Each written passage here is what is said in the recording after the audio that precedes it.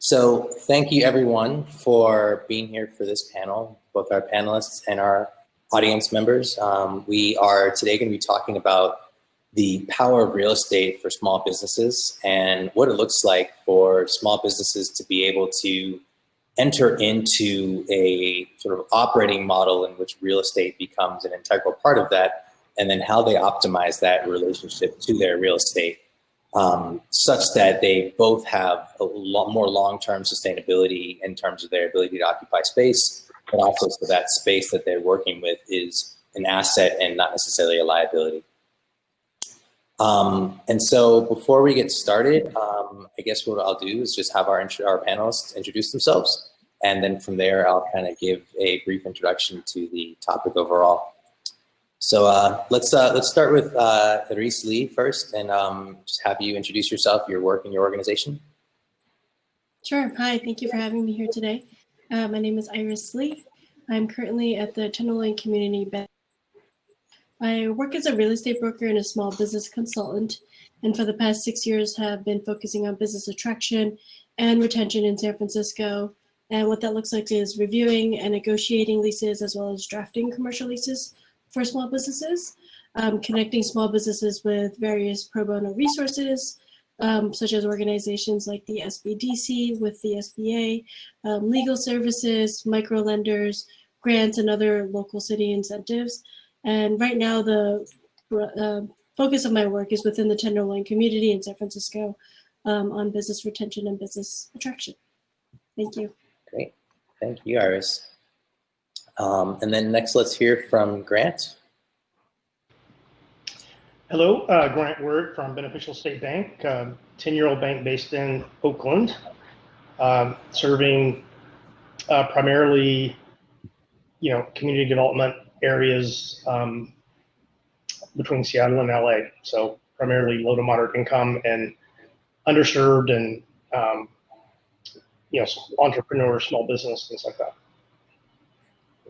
Okay, thank you. And then if Ernesto is still here his video is silenced. But can you hear me? Mine should be working. Can you see me? You cannot see me. I can't. I could a few minutes ago.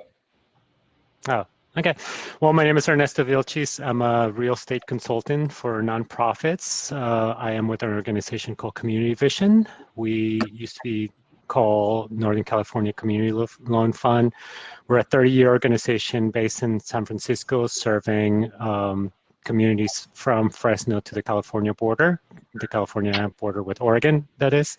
And we are a lending institution, but we also provide technical services, technical assistance, consulting services around real estate and financial management for nonprofits.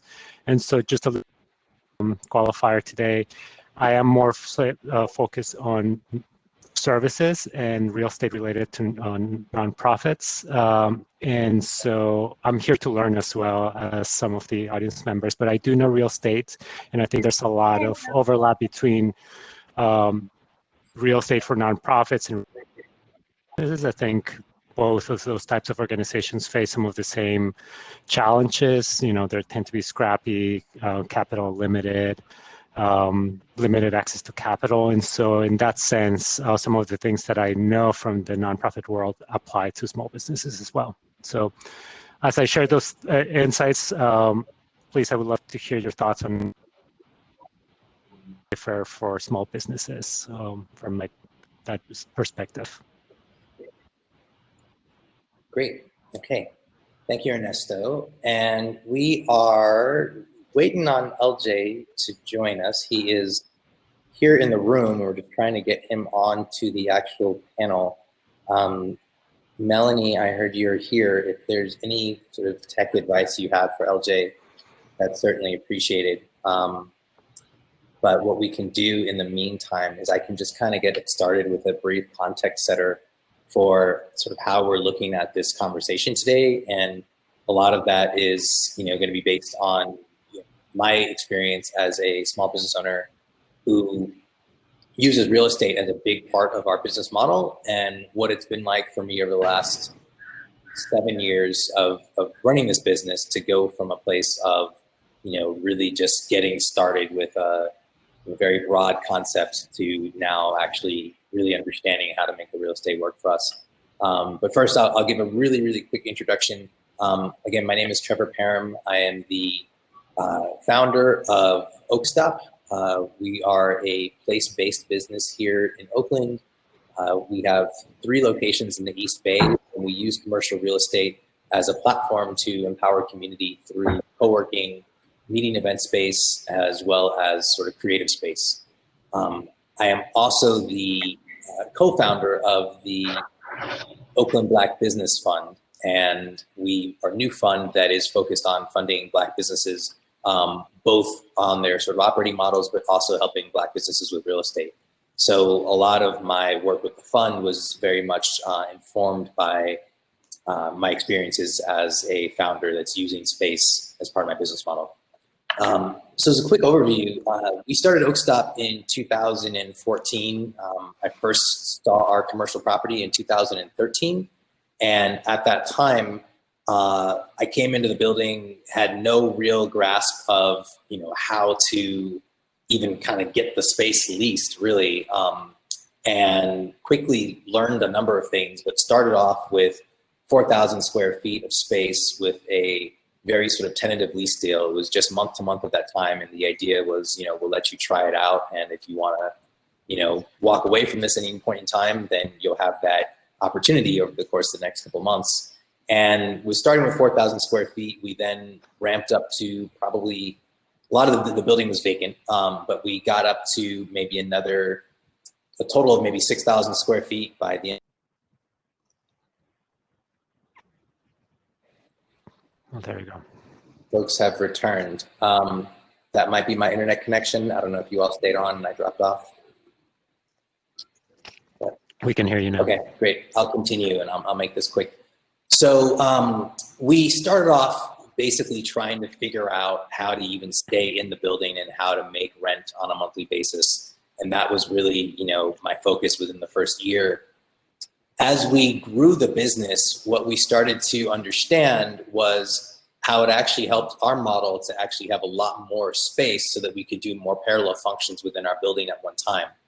So there is a sort of proportionate relationship between getting more space in our building and also generating more revenue.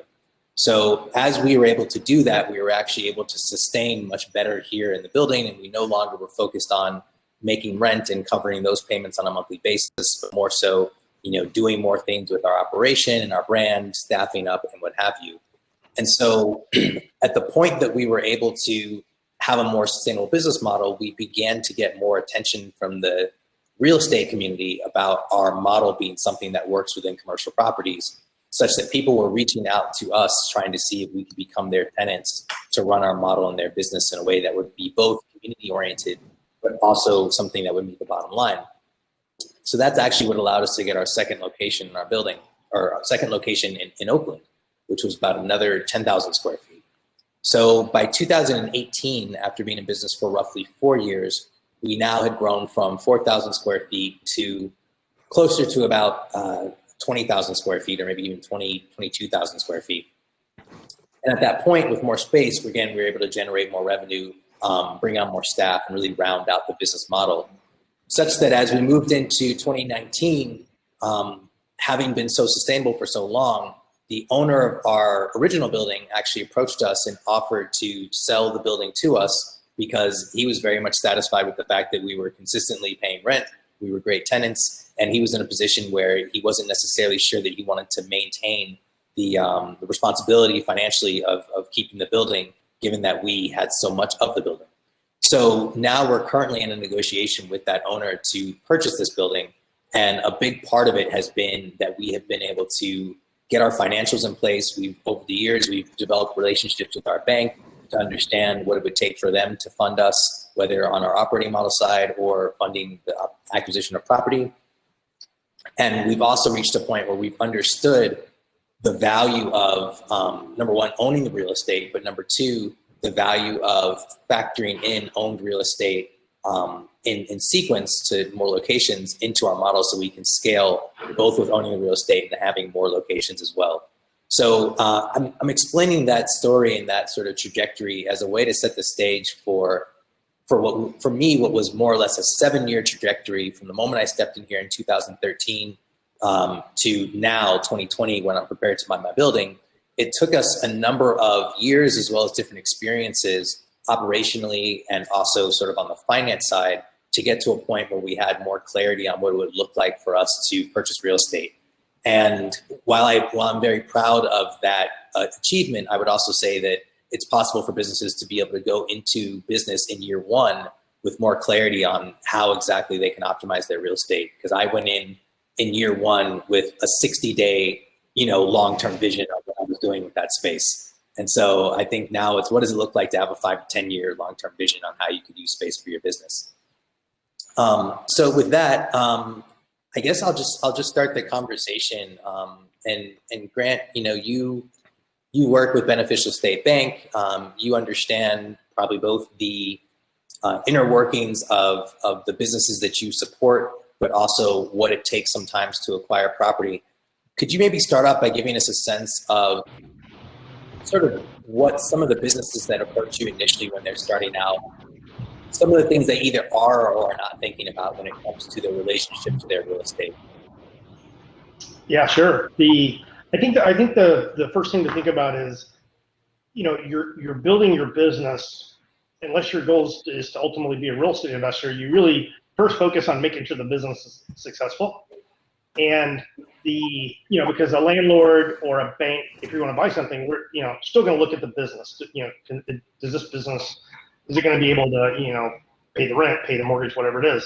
So I think first of all, real estate can be a very good tool to accumulate some net worth and some wealth.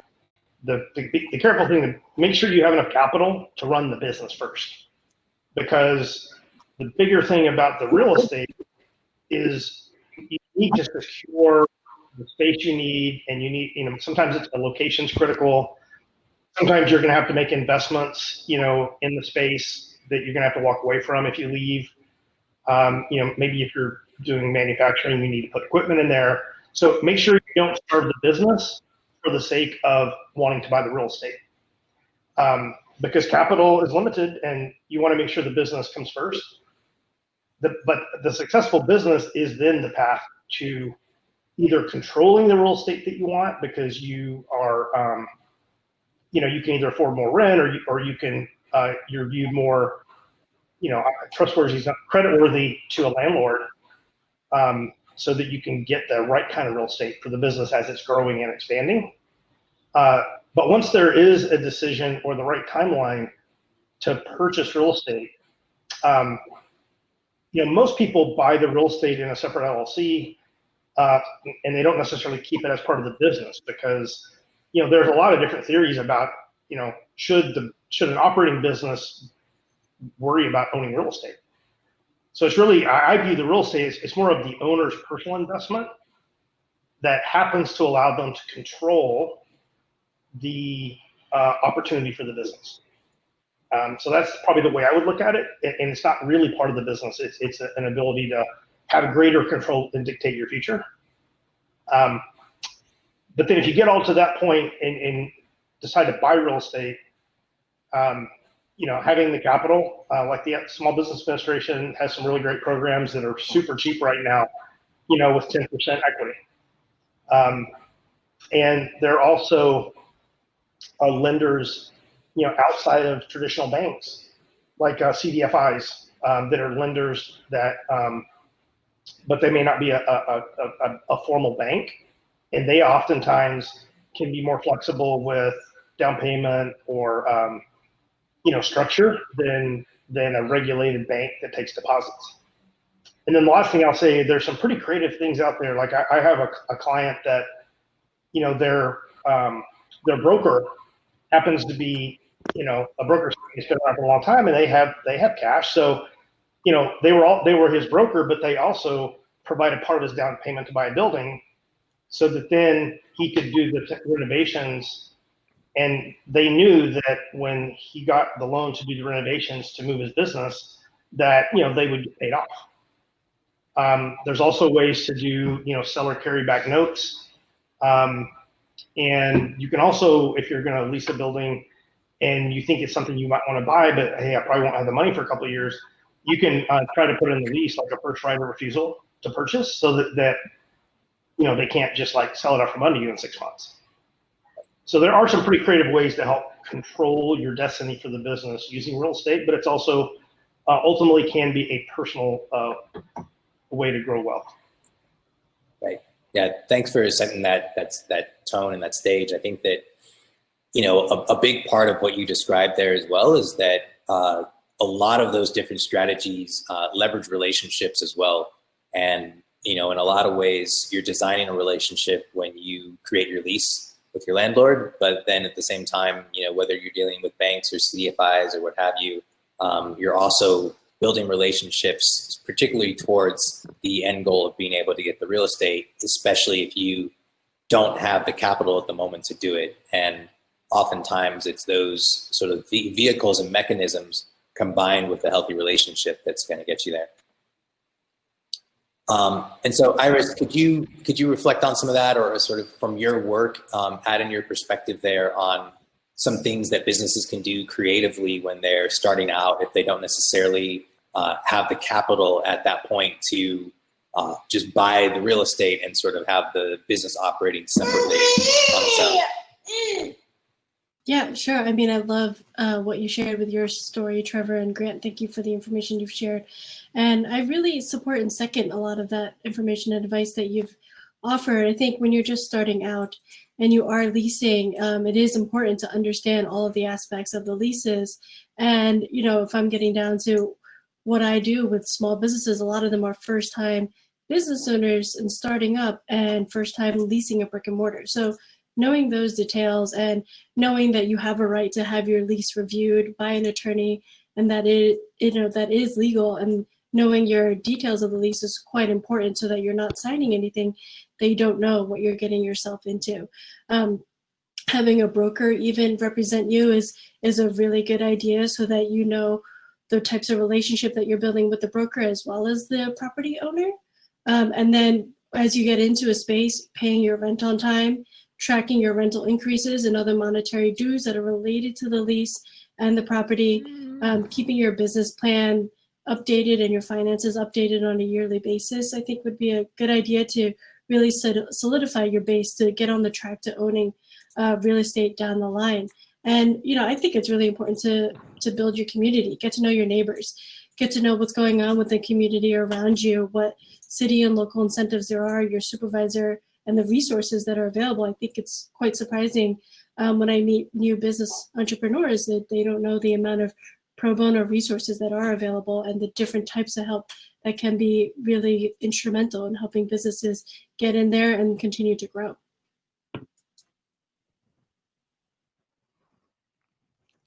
I think that's spot on. And okay, my daughter is hungry. The bagel. The food is here. Don't worry. So, I think that relationships are a big part of that. And, as you said, get to know your neighbors. But I think another really, really important piece that you mentioned there, Iris, is the idea that you should keep your financials updated to the best of your ability. Because if you have those financials updated and at the ready for any kind of conversation, that also then can be combined with relationships to have banks or other consultants or what have you be able to review the financials you have and give you an honest assessment of whether or not you're even remotely in a position where you could acquire your real estate with your business model in mind. And of course, Grant's suggestion is essentially to do those from sort of two separate pockets. If you sort of personally have the capital to buy your real estate, great. And then from there, on the other side of that, have your business occupy that. But if you're actually looking to have your business be the driving force behind your capital and also the essentially the borrower for any debt you're going to take on, really helps to have those financials there, because you're also going to learn year over year what needs to be done differently in your operating model to be able to be in a position with a bank not just yourself, but a position with the bank to then move forward and acquire that real estate. So thanks for that. Mm-hmm. Before we transition, I wanted to have Ernesto also comment, but I wanted to see if LJ could come in and introduce himself, if he's available and if he's there. I know he's on the chat. Yes, good. Can you, hopefully everyone can hear me. LJ Jennings, a 35-year broker in real estate, and all aspects of real estate, both residential, commercial, development, and glad to be part of the conversation. Great, thank you, LJ. So just to recap for everyone else who's just joined us, we're talking about this initial question of what are some of the things that businesses need to consider at the outset when they're forming their business or they're starting to take their business into a commercial property that will allow them to really optimize their relationship to their real estate. Whether they want to control the real estate or if they actually want to purchase the real estate, how can they position themselves for success there? Using especially relationships and a very clear articulation of their business's financial model. So Ernesto, can you maybe describe some things that you've seen with different businesses that are trying to do this in terms of some of the things they come to you for as a consultant if they're looking at trying to acquire?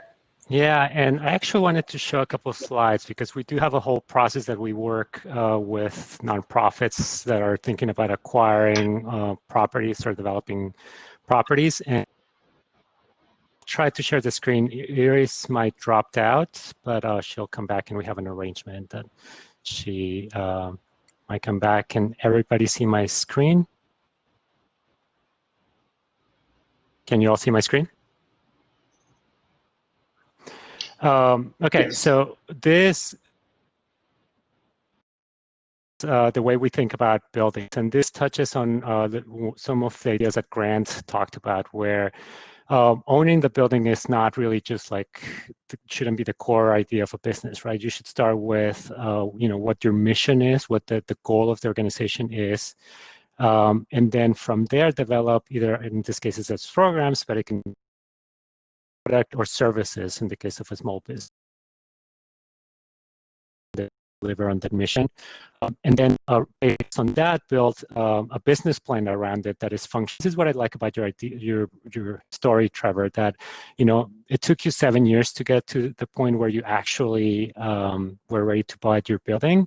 And I think this is pretty consistent with this story, right? Where like you were working on developing your product, your services, your products, testing your ideas, developing your business. And then you're like, oh, okay, so now I'm ready to proceed with that. The purchase of the building. And in the process of buying a building or developing property, we see it into different phases, right? So you have, before you even start looking at properties, you have to start looking at, how ready you are to buy a property. What are some of the steps you need to do that? You need to start thinking about what your facilities needs are. Start thinking strategically about, find the place that is right for you. If you're already in a place, that's great. Or if you're going to have to go and look for something. So that is before you even secure the space. Then you need to start assembling a team to help you carry out that acquisition. And most buildings that you find are not going to be like suited for your space. So you're likely going to have to do some investment to bring it up to date. And so hopefully this chart gives you an idea of what that process looks like, right? From the moment you start thinking about real estate readiness all the way through operation. And I'll do a little plug here. We're doing a ownership webinar. We're going to do a deeper dive on the path to ownership. Again, it's centered on nonprofits, but for small businesses that are interested in learning more about this, you're welcome to attend. That's happening on October 10th, and you can learn about it on our website. So in terms of the things that you can start working on before you actually have identified a space or a specific building, we think about 3 pillars, right? One, having the organizational capacity to carry this through. Again, having a very clear vision, having a solid strategic business plan, not be in a period of like, oh, are we going to grow? Are we going to shrink? Are we expanding into new markets? You need to be in a space where you can dedicate resources to the acquisition of the space. The other pillar is, having the staff on board project, buying, and like as you're likely to make it suited your business needs, you're going to need a staff to carry this project through. And then the other one, which I'll elaborate later on, is just having the capacity to carry out financially, making sure you have the debt capacity, cash liquidity, working on making sure that your business has the right metrics to support a loan, having the right reserves and assets.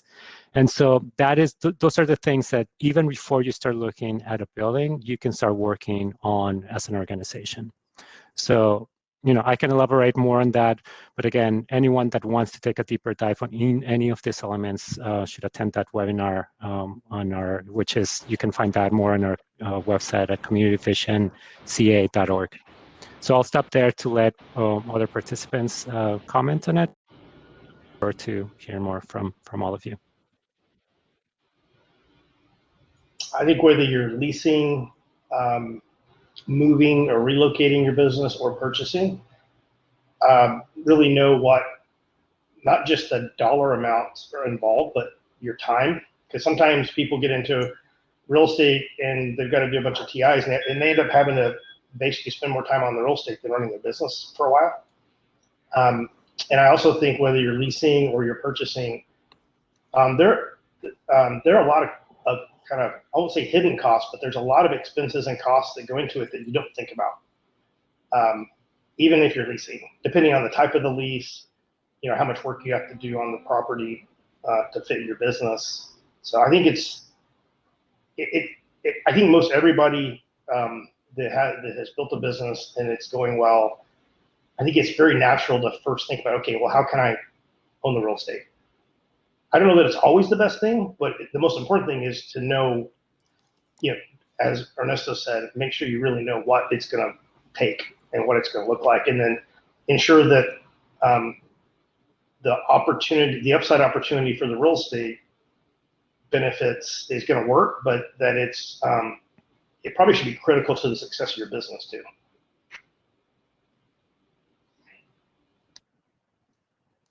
With that, and one thing to sort of add to that, Grant, is for me, when I first started out my business, I just had 4,000 square feet and we didn't even have a formal lease yet.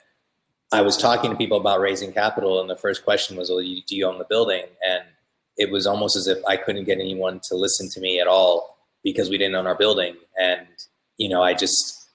I think back to that now and think that while I understand that makes sense from maybe an investor standpoint, investing in the operating model in terms of thinking about where our cash is going, at the same time, there's no way that we would have been able to own that building when we started out. There was far too much that we had to do in terms of learning about our model, and even learning what it means to manage the building. And thankfully enough, we've been able to build a relationship with our property management here, where we've sort of learned the ropes of the property management, with them, so that now we could manage the building on our own, more or less. But yeah, in year one, in the first 6 months, no way, and I certainly wouldn't discourage anyone from trying to do that, but it's really a whole nother responsibility. And it's like,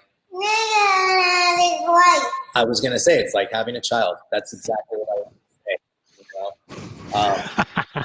You get married and you're so excited, and you're in your home or what have you, and then you start thinking, oh, well, this makes sense. We've got this great lifestyle, we're married, now we should just have kids, right? And I think that's definitely something that everybody likes to do, and it's a beautiful thing when you do it, but it's a huge responsibility, and it takes away from your time to run your business, in more ways than one. So LJ, could you maybe provide some input from your perspective on things that you've noticed with businesses that are trying to start out, but also maybe trying to be in a position to acquire or control their real estate? Any best practices that you've seen along the way?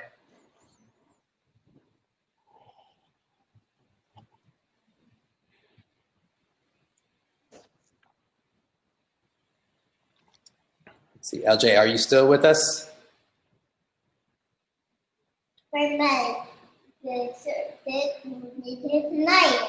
Okay. Well, let's kind of move on. I think the second part of this conversation, second phase of it really is the idea of once you're in business, and things are going well for you, what sort of strategies do you want to embrace to, start to really make that idea of owning your real estate a reality? And, Iris, you had spoken to some of this in terms of managing your financials and things like that, keeping up to date. But are there other things, could you go deeper on that in terms of other practices that people could embrace in terms of ways to position themselves to really make the smartest choice for purchasing their real estate? Yeah, I think that if it's definitely your goal, I think it's good to keep in mind. I mean, I know that we've touched on it where it's similar to having a child, but owning property is similar to running a completely separate business. So it's keeping that in mind. And as you are maintaining your finances, I think it's good to have a really detailed finance system, or at least have a professional managing that so that you know somebody who has the ins and outs of your finances and can, answer a question. I think the opportunity to own a building can come at random, and it could happen quicker than usual. We don't know that, but if it happens and you are ready with your finances, then it could be, become a reality sooner than later. I think it's also important to get creative and talk to other folks who are business owners who have missions or, models that work synergistically with your business, and talk about having different types of ownership, right? Whether that is creating a corporation, LLC, or even a co-op, to have different ideas of how we can get different investors and funders to own the building. Excuse me. And even at the same time, I think it's important to keep up to date with real estate trends. Start to find brokers or real estate agents that, you can build a relationship with over time and, become friends with them, or build a trusting relationship and keep up to date, maybe once a quarter or once a year, and see what's going on. If you're not in it, then you don't know what the market's doing, and you can't really be able to assess your finances and assess the feasibility of owning. And yeah, keeping in touch with different financing organizations, especially I believe the CDFIs are, very important to have that communication with versus traditional banks. But, having the focus of small business with the community is definitely important. That's right. That's right. And, I wonder if anyone else on the panel, something that you said made me also think about another aspect of this. Is, let's say you've been in business for, say, 3 years or something like that, and you've been operating, and you're starting to think about buying your real estate. At what point do you also consider how tied you are to that one building that you're in, that you've been in?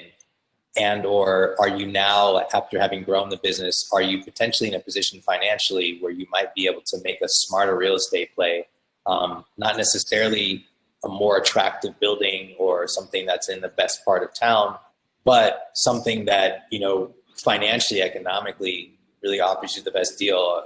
How would you, Ernesto, what's one way that you might kind of weigh those in terms of, here's our old building, we love it, we're used to it, we're comfortable with it, but then, here's the rest of the market and what would make sense? Yeah. Yeah, there's certainly advantages to already being familiar with your building, right? So once you've had a track record, you know where the leaks on the ceiling are, where, all the things that need to be taken care of on the space, as opposed to, going shopping for a new place and not really having an idea of what you're going to find once you move in. So there's definitely that advantage. The only thing I would caution against is, don't set your eyes on just this one building and say this is the place we want or nothing else, because that just limits your leverage when you start the negotiations with the landlord. And so being able to look around, look at what else is there in the market, and just really increasing your leverage for when you start the discussions with the landlord is super important. I've seen some organizations that are we want this building, and then all of a sudden the landlord's oh, okay, well, instead of 5 million, it's going to be 6 million, because they know that they're really set on this. So to the extent that you're able to really do a market assessment, see what's out there, see what's comparable, you're going to be in a better position to negotiate once you're ready to move in. That makes a lot of sense. And, I think that the overall idea there is understand the market a bit more and, whether it's. Yeah. And if I can just add a little some of the concepts that Aries was talking about.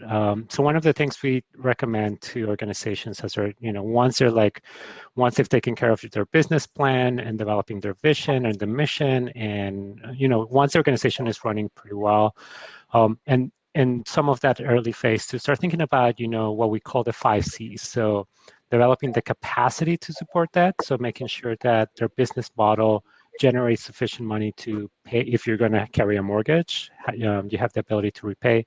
That's perhaps the most important one. And I'm curious to see if Grant agrees with all of this. But one is capacity. Of course, the other one is capital, which refers to the organization's capital to either put for a down payment or to renovate the facility. So that is super important. The other one, of course, is the collateral, like what is going to support the mortgage, like the loan or whatever you get. And this can be either the building itself, or if you have a personal guarantee, which is not very common and not recommendable, as Grant mentioned, probably better off creating a separate vehicle to hold the property. The other one is assessing the conditions of the market, right? So factors outside of the organization, market forces, changes in government funding, just to mitigate the risk associated with that. And the 5th C is just character, which refers to the organization and making sure that you're working to build a good reputation, that people know you're responsive, that you have good management systems in place and accounting systems in place so that you can present a good character of the organization to the bank or to a potential seller of a building, right? That makes perfect sense. And Grant, I think, transitioning seamlessly to you, with a bank, what are some of the things and criteria that a bank is going to look for within a business model that's already established? Things like a debt to coverage ratio or, capital balance sheet, even sort of the length of a track record. Can you speak to some of those things? Yeah, sure. So we're a little interesting because we're a CDFI, but we're also a regulated bank. So we kind of, we play in both sides, but, we still have, I guess, more limitations because of the banking side. First of all, we're going to be looking typically for, a business that's got maybe, 3 years of history or more, generally, to do the financing part. And, if you're even if you're looking to lease, though, a landlord is going to, be looking for some indications of, some stability and some success. Typically, you'd want to see, say, the last 1 to 2 years with enough cash flow to create, for commercial property, generally about a 1.25 debt service coverage ratio, meaning your cash flow is the numerator divided by all of your debt service, including interest and principal. And sometimes the underwriting includes, other costs of the building, like property taxes and things like that, although that can often be netted out of the numerator. So one positive thing, especially for a smaller business or a smaller loan or property, a lot of times a lender will underwrite what I'll call the global cash flow, which is the business and the owner, which is typically going to guarantee. So most every time, the owner of the business is going to end up having to guarantee it. But sometimes that's and the global underwriting is actually good because maybe there's 2 people or 3 people, and maybe there's some outside income outside of the business, which helps the cash flow. So that's also a positive. The balance sheet of the company for real estate financing is probably a little bit less important than it is for the financing of the company, the operating company. It's usually a little more cash flow based because the collateral is the real estate, and then generally I would say the capital or the equity for the down payment plus closing costs. I mean, typically probably a minimum of 10%, which likely would be some of the SBA loans and some of the CDFI loans.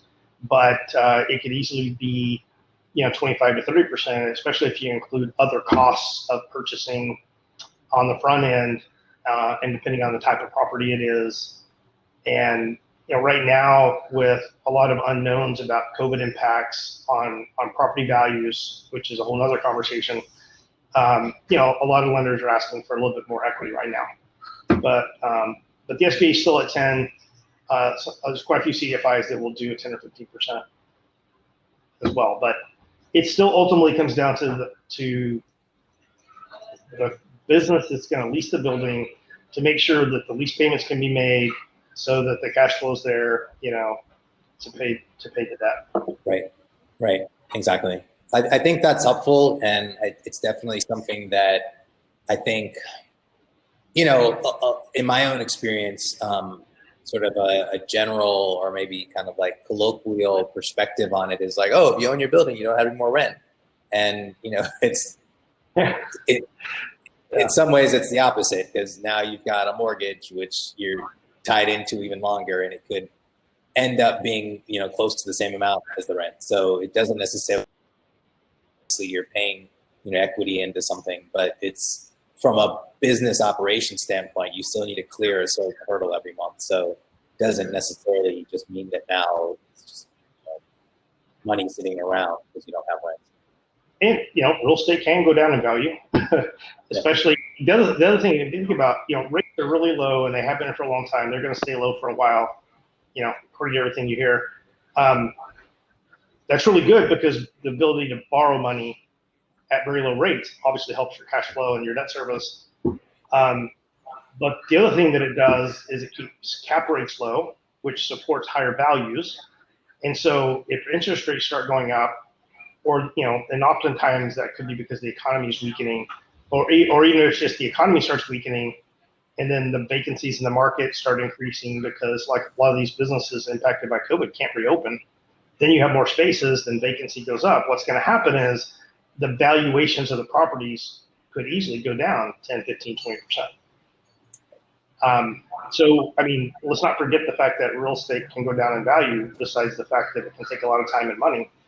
And I'm not at all I'm not discouraging anybody from buying real estate. I'm just saying, if you have, let's just say if you had $50,000 that you could either put in as capital to grow your core business versus use every penny you have to buy real estate, think really hard about which one is actually going to be the best thing for you. Right. It sounds like the message has been that, if you have the capacity, is one of those 5 C's that Ernesto mentioned, if you have the capacity to really wield the real estate, then it can work for you, but it can take a lot to get to that capacity. It's not just a psychological thing or, anything else for that matter. It takes a lot of factors that might fall outside of your actual business operations. And so you need that to make it work for you. Otherwise, it can end up being, a larger liability, number one, and there's essentially an opportunity cost of not using that capital otherwise to simply grow the business in ways that would be more financially productive for the business itself than the purchase of the real estate. So, yeah. And sometimes it can actually hold you back if, all of a sudden you outgrow it or something changes and maybe it's no longer in the location you really want, but you have all this money tied up into it and you're like, well, I don't really want to move. I don't want to have to sell it. I don't want to have to lease it. So it can become, it could drive you to make decisions that are not in the best interest of the business, potentially. Right. By the way, we our biggest client base are nonprofits, so I definitely understand Ernesto's focus. We do a lot of financing to nonprofits, and a lot of banks don't really like doing that because, nonprofits have, they have funding risk, especially in a down economy if they're grant-based and contribution based. So, I think it applies. I think the same thing applies whether it's a nonprofit or not. I think you can have the same benefits, but you can also have some of the same things to be aware of. Mm-hmm. Right. So I'll try and transition again to LJ for this, third question that we had around the third piece of sort of preparing to acquire the real estate. What are some of the factors that you should consider about the financing or the property itself as you're thinking about acquiring the real estate, especially if it's going to be an owner-operated asset? Well, hopefully you can hear me now. Yes. Great. Thank you. I'm not sure, but listen, a couple things I just want to add to what has already been said. Um, uh, for, there are always pros and cons to everything. I think that when you think about real estate and you think about owning real estate within your business or for your business, you have to be flexible and you have to sometimes be very creative. And I say that to say that I am an advocate for owning. Yes, what Grant says and what Ernesto says is correct. There could be some drawbacks, there could be some pitfalls, there could be all of these. But then, those are all of the what ifs. But if you're flexible enough and creative enough, you can always find avenues and ways to restructure and rebuild and regrow. One of the things that were said earlier about maybe owning the property in a different LLC or something like that, that is one strategy. However, you have to always keep in mind that when you, for a small business and for a business that wants to be, as we say in this business, bankable, to be bankable, you're really the lenders are going to look not just at your cash flow, they're going to look at your balance sheet. Real estate adds tremendously to your balance sheet. And so keep those things in mind as you're evaluating which is the best vehicle in order to buy. Now, in terms of buying and positioning yourself to buy, several things. One is you have to determine whether the location that you're thinking about is going to be a location that you can grow into. As we think about our businesses, sometimes we think about our businesses really in a time capsule way where it's just here and now. But if I know anything about small business, we go into small business to grow our business. And so therefore you need to make sure that the space that you're looking at you're going to be able to expand your business and grow into that space if you're thinking about buying that particular piece of real estate. The other thing that I want to encourage, real estate, as we all know in the Bay Area, is tremendously expensive. Many times when you start your business, most of the time you're not starting in a standalone building. You are typically going into a 3-unit, 4-unit, 6-unit space where there's commercial spaces. And one of the things that I've always encouraged buyers and business owners to do is to think about the space they go into, number one, and think about the other tenants that are there. I've put together many deals where we had a 4-unit building with 4 different tenants, and then we put together a co-op where all 4 tenants purchased the property. So don't think that you have to purchase it all by yourself. Think about how you can become an owner in a fraction, even if it's 25% of the building, because 4 of you went in and purchased it together. I think what we have to do is think differently about real estate, and think differently about how to acquire real estate, not necessarily just on our own. And then finally, I will say that lease options are great ways to move into space. Whatever you do, if you do lease space, keep a real strong relationship with the owner of the property. And why do I say that? I say that because when it comes time for that owner to sell, then you want them to think, you want to have that first right to be able to purchase that property. By having a strong relationship with that owner will position you to be able to do that.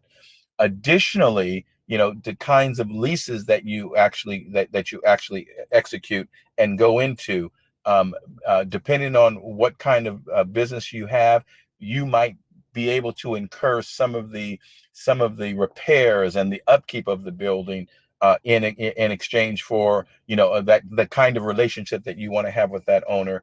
Again, that positions you for the future in terms of that owner thinking about you in terms of purchasing it. And then finally, the whole idea about your mission, the mission of of your business, and how that folds into the mission of the you, LJ. I think that that's a really sort of comprehensive commentary on a lot of the things that we've heard here so far. And, I really appreciate the way that you ended that on the topic of mission, because I was actually going to come back to that. That was one of the things that Ernesto had talked about. And so I guess I'll try to ask a question of a few of you, and I'll start with Iris. Like, zooming out from all the sort of financial, technical components of this, why should businesses think about owning the real estate?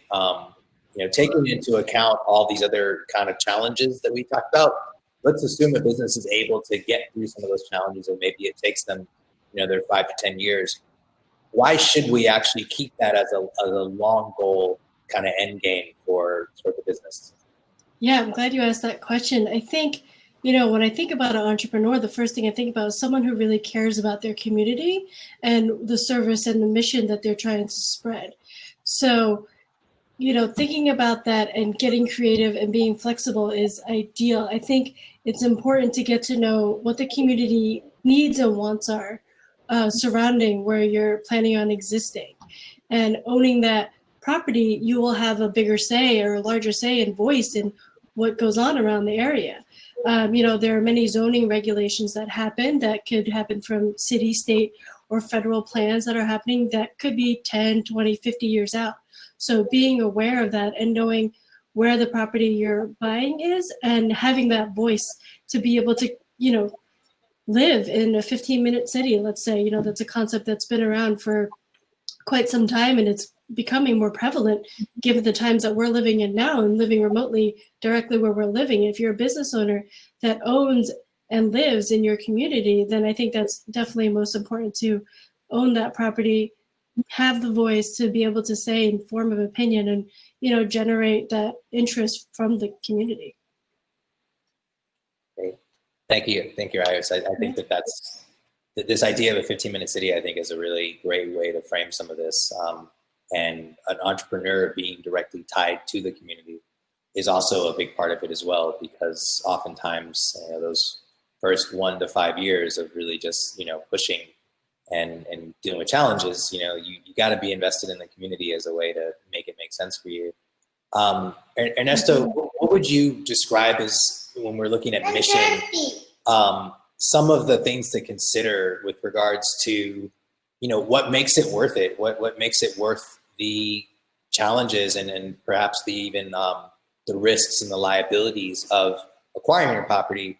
Why should we still push through that, even if financially, let's say, just it breaks even in terms of, if we were kind of just to look at the operating cash flow, you end up not necessarily making tons more money, but why would it still be a good idea for an entrepreneur, particularly a community-oriented entrepreneur, to still go through those sort of challenges to own their property?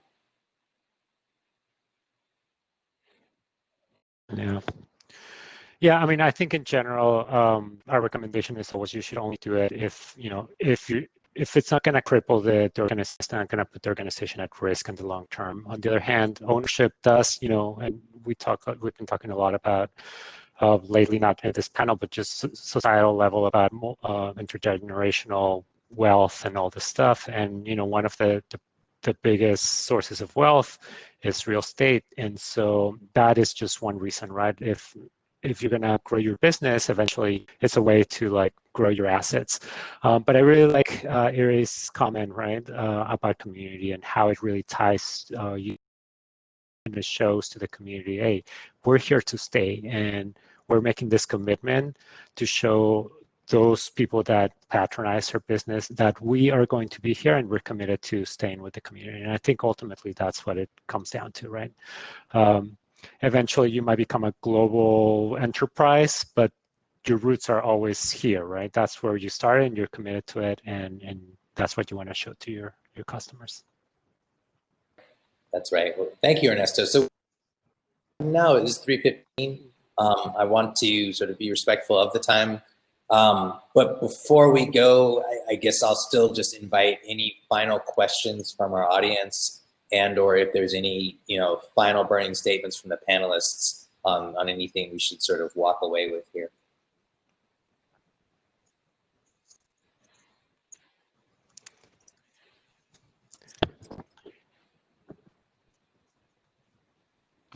Grant, are you muted? Trevor, I want to just mention real quickly, because of COVID right now and the pandemic, we know that there is a projected a decline in the commercial real estate space. And I say that to say, if anyone is thinking about, into the future in the next 12 to 24 months about buying, now would be the time to begin to put together some of the things that were spoke about on this call, to get your financials together, prepare yourself to be able to buy. Rates are still low. There's going to be opportunities. If value in commercial real estate, like we think, between 15 and 20% decline in value, that's going to position a lot of our nonprofits as well as entrepreneurs to purchase some property. Yeah, I was just going to say, I think that there also be, whether it's lease or purchase, there's probably going to be some really good, high quality retail locations available. So if there's if you have a business that's a more of a retail focus, and you've been maybe in a space that's okay, or a location that's just okay, be looking for opportunities, especially if you're currently leasing and your lease is coming up, because there's going to be a lot of these businesses just won't reopen.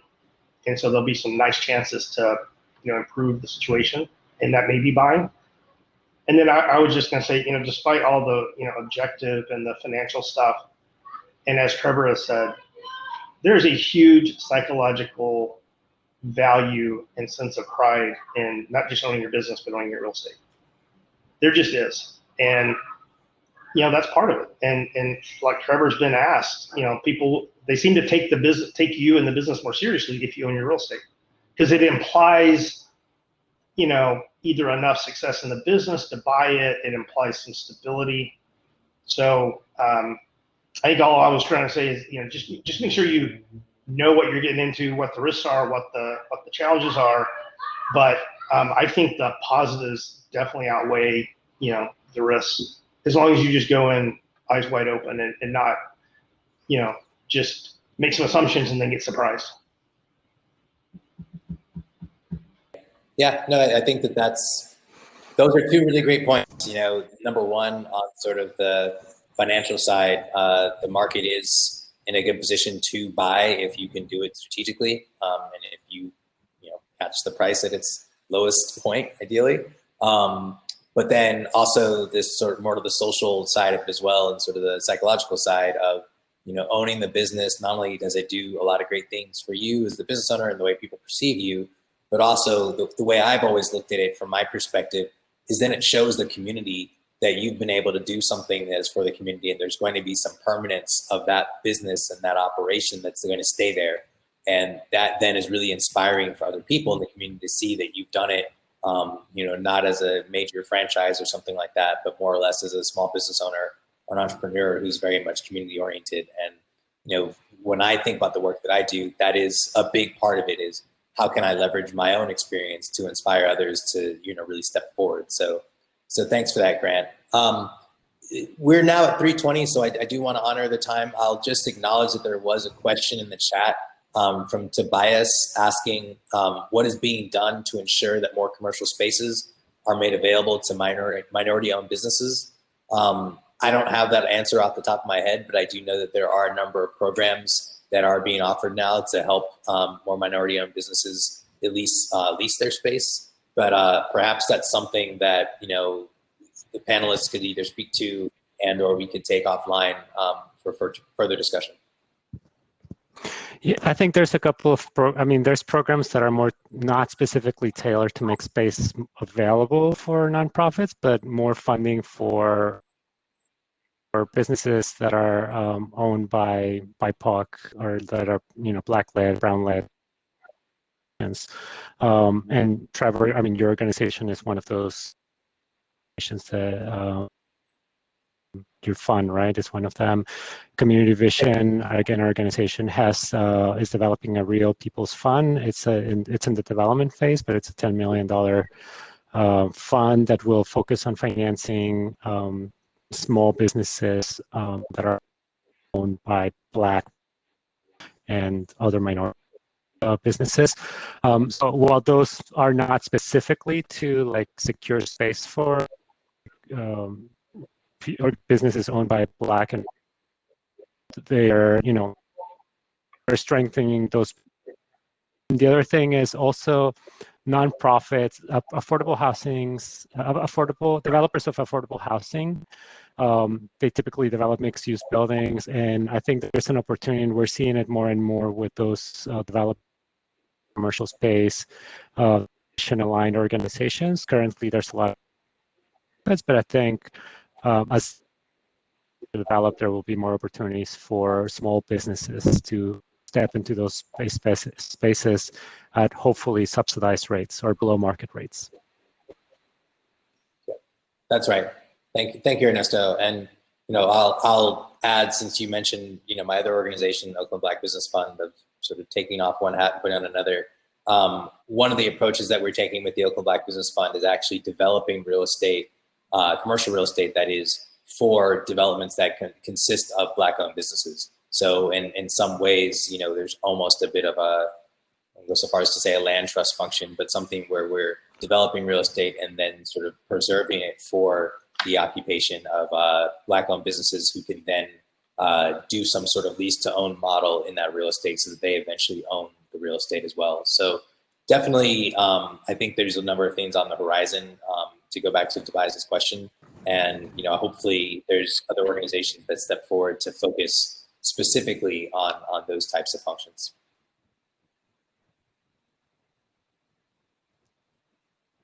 Okay. Any other questions? And we're now 7 minutes over, so we started a little bit late, so hopefully we were able to get enough in there. But I want to say thank you to all the panelists, and thank you as well to our participants. A lot of great questions here, and hopefully what comes out of this are connections with one another, such that we can take these conversations further individually as we return to our communities. I'm thirsty. Okay. Thanks, everyone. And your daughter's With thirsty. Thanks, everybody. Thanks, everyone. Great timing again.